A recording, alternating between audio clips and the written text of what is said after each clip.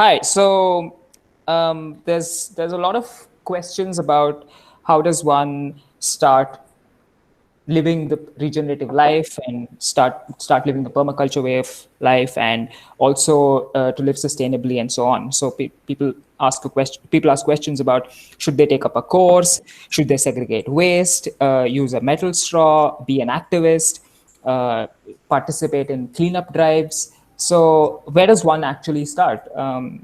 So yes, one should do all of the above, but also there needs to be a starting point. So we thought we'll compile a few pointers that one can begin with, and Hmm. the first one that we're starting with is understanding your place and start with basics. So in permaculture, I think the first thing that we talk about also is getting a sense of space. Where do you live? Who's your neighbor? Uh, what are they doing? And where are the resources? How do you access them? Where does your food come from? Where does your water come from? And so on. So I thought maybe we'll talk about this a little bit. So one thing that I realized and I started doing was, and I thought it was difficult being living in a rented house, was to reuse gray water in from my house into the garden. So then all I realized was that I just needed a bucket and a small tray, where I started using about 25 liters of water a day. On an average, I generate about 38. But then I started harvesting about 25 liters and then use it for my plants. So this was like something which was simple, and at the same time a quick water audit kind of helped me do this as well. So I thought, so that is something that is simple and one can start with, I felt. What about you, Kiri? Yeah, this starting with the basics, just thinking about what exactly it is that you need to live. And I think that one sort of story popped into my head just now, which is that once we were on a course and we were asked, what is the difference between an adult and a young child? And everyone was kind of thinking about it, and the answer was basically that an adult can a young child can't take care of themselves, like they can't survive on their own, whereas an adult has all the faculties they need to for their own survival, to look after themselves and to provide for themselves. And but then when we really kind of started exploring that question of like modern adults, we realized that, of course, we really were wondering, like, can adults these days really provide for themselves, in the sense that we have all the faculties that we need, but if the supply is cut off, for example, like if there's no more food on the shelves, if there's the services that you rely on are no longer provided, what then? And actually, you are much more vulnerable, perhaps, than you think. Like, we are particularly dependent on all of these systems that provide things to us.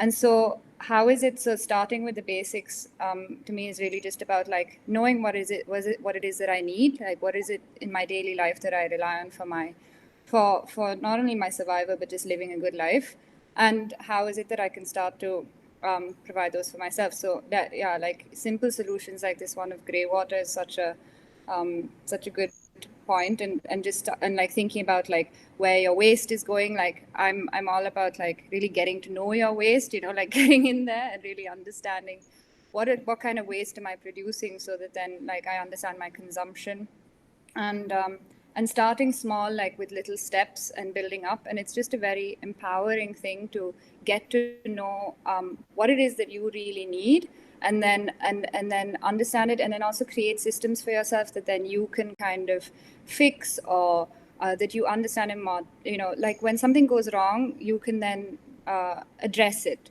and you're not relying on some external person making a million phone calls, waiting on like some call center thing, but really like you can figure it out for yourself. Like in my house in Bangalore, like we were doing retrofitting more, and so that can be quite challenging. Sometimes you're already in a situation where everything is quite fixed, Yeah. but it is possible.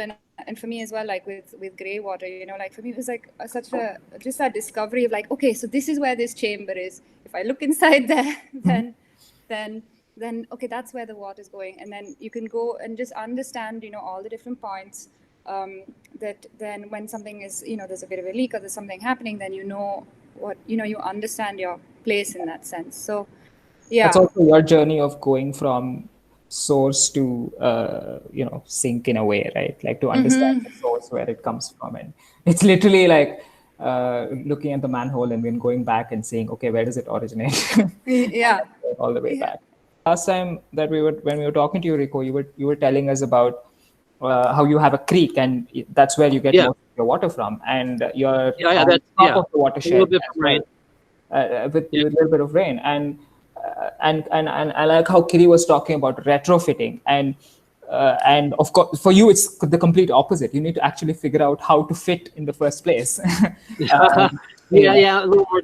Well, no, in a sense, because even in terms of people working, even if you're urban, you can do water harvesting, and that's pretty direct. That's where we want to go for the best source of your water is the rain. And Right. currently, most of my water is out of the creek, but I'm going to be setting up just today. I was looking at where I think what my first little build is going to be. It's been shifting back and forth and all this. And I think it's going to be a little cabin space. But any water harvesting, you can do that in urban areas, and that's Yeah. pretty direct.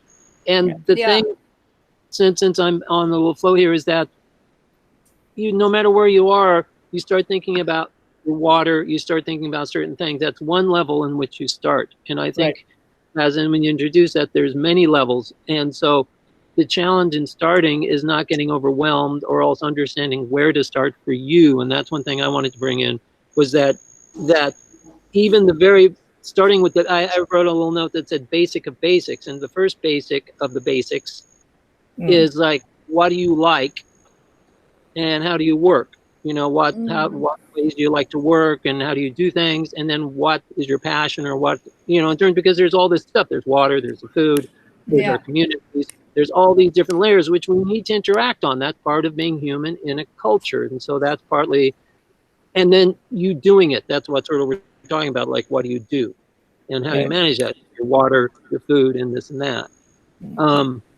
But so where you start is knowing yourself and how you work and what your passion is, and seeing how that fits into what you see, and figure out about where you live and, your physical reality. Like, are you urban, are you rural, or where are you?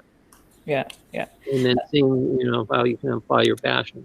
Yeah, that's really interesting. Like when you say not getting overwhelmed, like I can imagine that you're living on this farm, and when you moved in first, how did you deal with the I mean you're in the middle of Hawaii, and it's like it's this land, and you have to figure out everything from scratch, right? So how did you start that?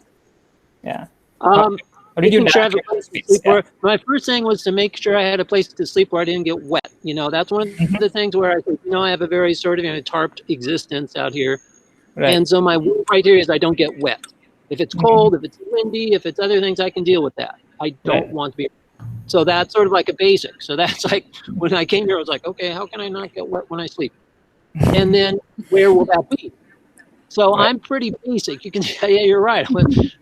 For a lot of people, that means what apartment I'm, or what home, or what this or that, Here it was, and clearing jungle. I mean, that was like priority. So that's my basic. When you come out, the wild and rural is a little bit more simple, not as complex. That's one thing when we talk about urban, or you get more people, you get more density, you get more other things going on. It's sort of figuring things out can get more complex. Out here, it's pretty straightforward. Right. There are laws and rules, other things, and I have neighbors and the big ranch around me, so there is some of that, but not necessarily compared to what an urban person would have in terms of that. Like it's more flexible. Yeah, I have just a few of these things going on. Yeah, Molokai, I'm sort of in the middle of Hawaii, but Hawaii's all edge, so I'm just sort of on the tip end of an island. Sort of where I'm at. I'm a mile from the ocean, which is, up high enough. I'm up pretty high, so I'm okay for ocean flux. Anyway, so that sense. But no matter where you are, it's part of where you start is knowing your place. That's which we haven't talked about. And that's maybe the thing I was sort of saying, is that knowing your place also leads you to what to do or where to start. Because often, for me, in any site, that's one of the things I mentioned to you guys. Like when you first go onto a site, you look what's there and you say, okay, what immediately can we do that will help make this place healthier? Yeah. Whatever the design is, whatever you're going to do with the land, if the land's healthier, that's all good and better for whatever is going to happen. Right. So Yeah, just starting with what you can immediately. well, yeah, and I'm getting and this back and forth between the actual thing you're doing, but then also knowing the place. Yeah. And in the urban context, like where's your water coming from, who's this, who's that, it's really complex, and you don't necessarily have a lot of control over certain things. We're out here, not so much. Everyone's in different situations, but there's always rain, which is great with the water. Yeah. Well, not always Yeah. rain. I shouldn't say that, but there's rain, Yeah. depending where you're.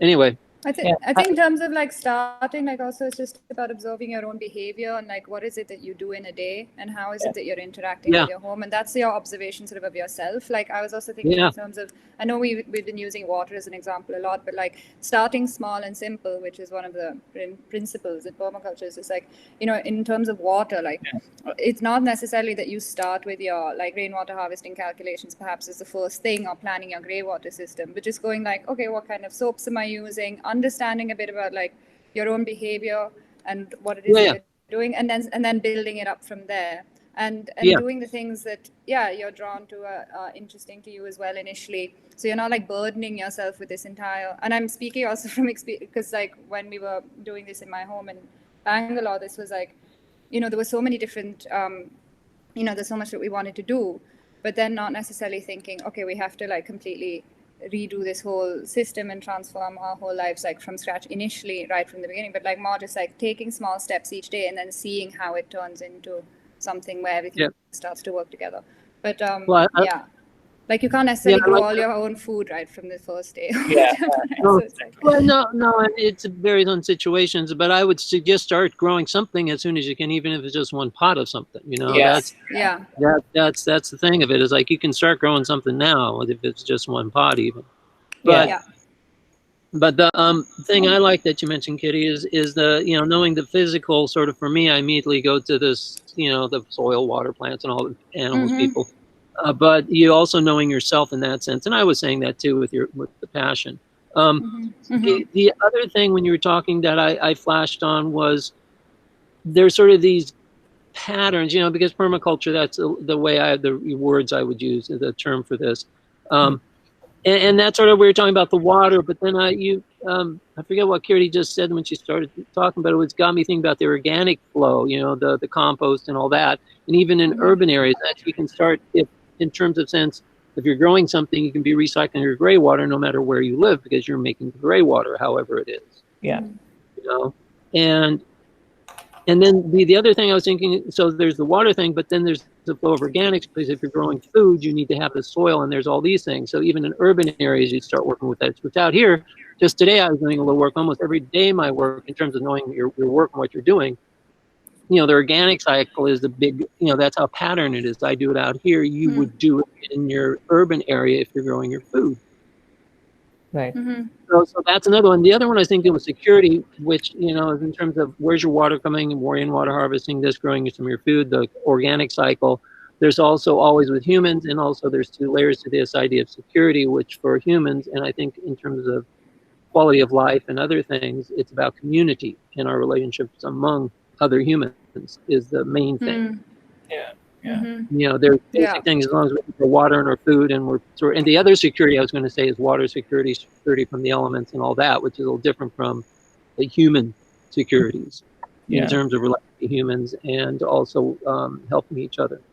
I think I think that's interesting when you also said about start growing something, and or you know, even if it's in a pot. This is an example that so we were doing a terrarium workshop at some point, and one of us, one of them came about and they said, oh, you know, I could never grow a plant in my life. I've always been a plant killer.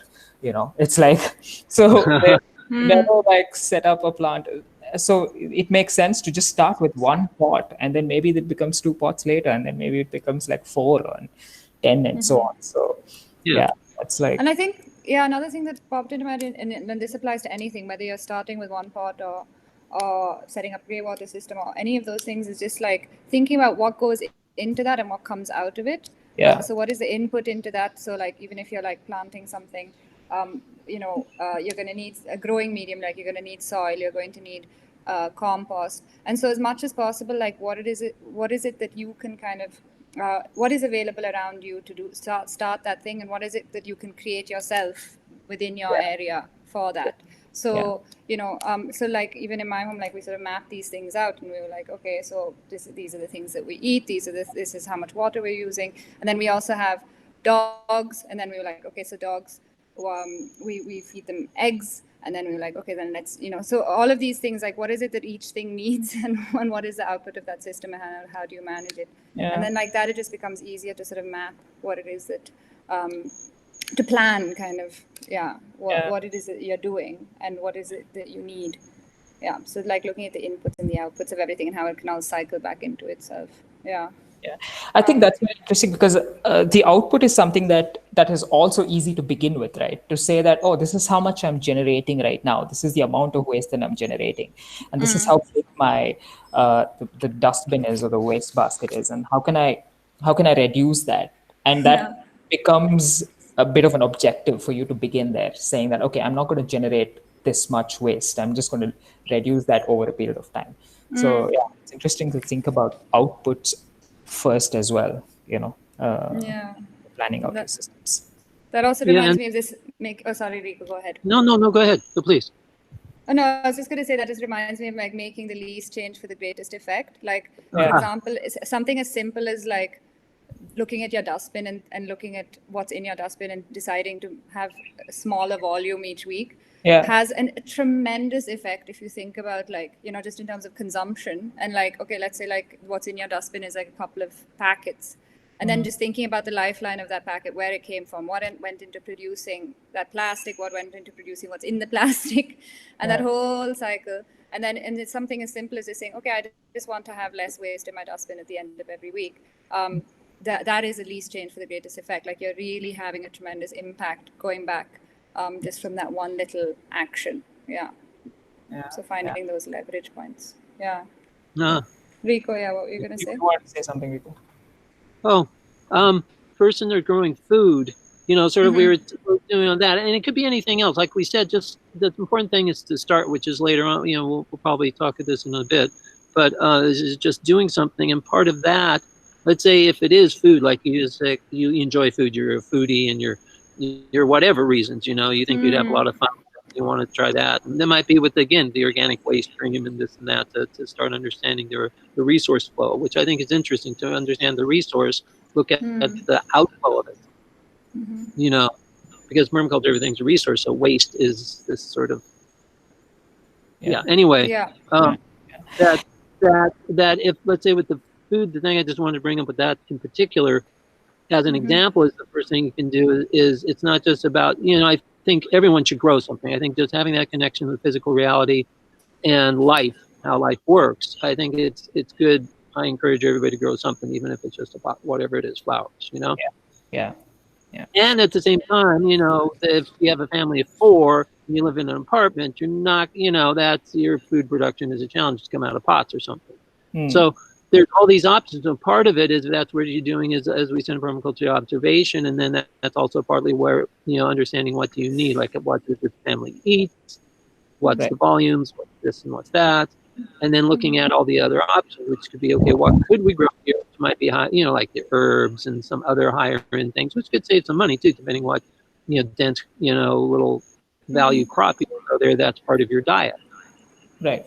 And then look around. There's community gardens, there's CSAs, there's sort of farmer to table, there's farmers markets, and in the sense that's with the urban where we said know your food. It's also know your farmer, which is again always never, it's just like who grew your food. Yeah, I think we kind of talked about, I think what we're leading to talking about is the zone analysis that we do, right? Like where you map your basics, the physical basics like that Rico talked about, which is like where even now we talked about like soil, food, water as a primary physical basics of sorts. And one can start mapping as to where that food comes from. What is the best source of food possible?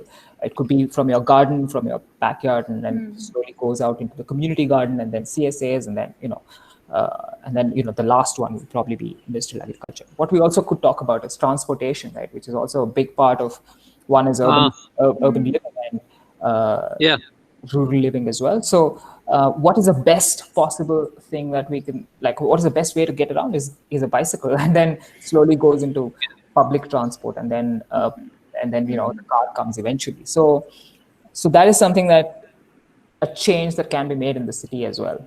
So yeah, again, when it comes to transportation, like a bicycle is something that is a completely anti-fragile system. It thrives during disasters. Well, with the bicycle, you got to be careful of those buses and cars, because the bicycle's a little fragile in terms of. When you get Yeah, and that's in terms of urban. You got to be straight. It's like the bicycle is great, and if you're going to do it, which I encourage, I think that's great. Walking too. I love to walk, and usually in urban areas, that's the primary form is walking. I'm just like walk. So, but however, and I think I agree, bicycles are amazing things. I think that would be in many cities that are considered more sustainable or whatever you want to call it, are also bike-friendly cities. That's a very common thing. Right. That cities do to help with a lot of different things, like leverage points, because you get bicycles, less pollution, it changes the space use, it changes the vibe, it has all these, it's like a leverage point you were saying. So yeah, it's great. So the first point being understanding your space and starting. Yeah, Rico, you had something to add? Well, the thing that came up I wanted to mention, I'm sorry about this, is it was with food, but it works in different ways, because it's the idea of when we say watershed, that's where it sort of comes from in a way. Then a watershed is, you guys know, in terms of a physical landscape, where the term comes from, is where all the water sort of flows into the same area. So it's ridge lines. So that's the reef, that it's the cup that the water, and then they connect together and get bigger and bigger, as you know. So, but there's food sheds or foodscapes, you could say, like in the urban area, you could map out, because permaculture, we're big in design, we're big on mapping. Yeah. And if it's your place, you can often map stuff, but you don't have to, but you can also just understand and sort of research and figure out where is your food coming from, the actual physical scape of it. That can include transportation methods. And also that it works for other things too, in terms of like relationships, like your community. What's the scape? How are they spread out? How are they connected? What's that landscape of your community? That shed. Yeah. And that's a way in terms of taking the basics to the next step. That's sort of, I realized partly in talking about that, is that in terms of the basics, that's the thing, and why we say get started, because the important thing, and one thing I also wanted to bring up with this idea of just starting, and that's why it's nice to have your passion, or when you select, when you really figure out is a leverage point, it could be in a way, is that the idea, the principle of permaculture principle of sort of starting on a small area, and then as that works, you sort of expand out from that and add to it. And that's why I say don't get overwhelmed in the beginning of this. It was just more of like, there's all the stuff we can do, and we've ranged a little bit through that and referenced a few wider things. And but that don't get overwhelmed. And the point is to just understand yourself, follow your passion, find that first step, and trust that as you do that and you start doing it, you'll figure things out and you'll add into it as you're able to, and you'll actually grow and be doing more and more. Yeah. That's a beautiful thing about starting doing something, starting with the basics. You start with the basics, then what grows out of that generally is a little bit stronger. Nice. Yeah, and it's also through addressing the basics, like in your own space, in your own home, that you get that experience, like, and it gives you sort of that hopefulness, and that's what you can take out and sort of teach other people, rather than necessarily feeling like you have to start with the big things, and then this isn't enough, just doing, like changing my soap doesn't feel like enough. Like I've gone through that before. But it's only through doing those things, and actually that experience is like the richest experience, like doing it in your own life, figuring it all out for yourself, and then that's what you go out with into the community and into the world. But also the whole thing is kind of interconnected, right? Like even if you change your soap, it's like because you change your soap and you have now less phosphates and nitrates in your soap, you're able to use that water for your plants and you're able to harvest that. So, and then because you're generating so much output, then you have more plants in your house. So you don't have to worry about not having water or anything like that even during the dry seasons, because you're already generating so much output. So small things are big things. Well, and the thing of it is that, if you were only just changing your soap, I'd be like, that's, thank you, for changing your soap. you know, and at the same time, we all need to change our soap. Yeah. You know, is Yeah. that and that means everybody does it. So changing your soap is a small thing. And I understand what you mean about that. And a lot of times, you know, when I'm doing stuff, I'm like, oh, I'm just like, am I the only guy out in the middle of the edge of nowhere Yeah. doing this? And at the same Mm-hmm. time, well, you know, I need to be doing, you know, that Yeah. Yeah. everybody. And to Mm-hmm. get 1 billion, you got to get 1 billion people doing that one thing. Yeah.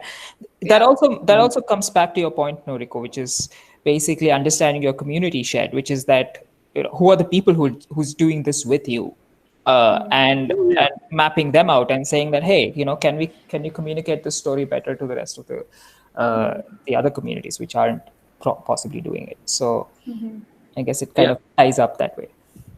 Great. So Yeah. summarizing the first point, so we were talking about understanding your place and starting with basics, and some of the points that we came up with are not getting overwhelmed, that Rico talked about. Understanding, start with the basic of basics, the physical basics and the relationship basics, and so on. And one can always start small and simple.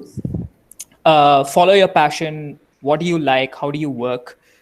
Is one of those things that we need to start with. And like Kiri said, what is the input and what is the output? Mapping the inputs and outputs of your home and where you live is, again, can bring you a lot of information into what you can be doing. And Rico says everyone should grow something. Uh, yeah. I And don't this, want to sound like a dictate. I'm just I encourage. yeah, start growing something now. Something these are points that I've written down. Okay, I'm just Yeah. writing them out. And yeah, understanding food sheds, watersheds, and relationship with the community, and transportation sheds. So these are something Yeah. that we could begin with, is what we talked about. So Yeah. yeah, And do what you enjoy. yeah. Well, yeah. Have fun with it.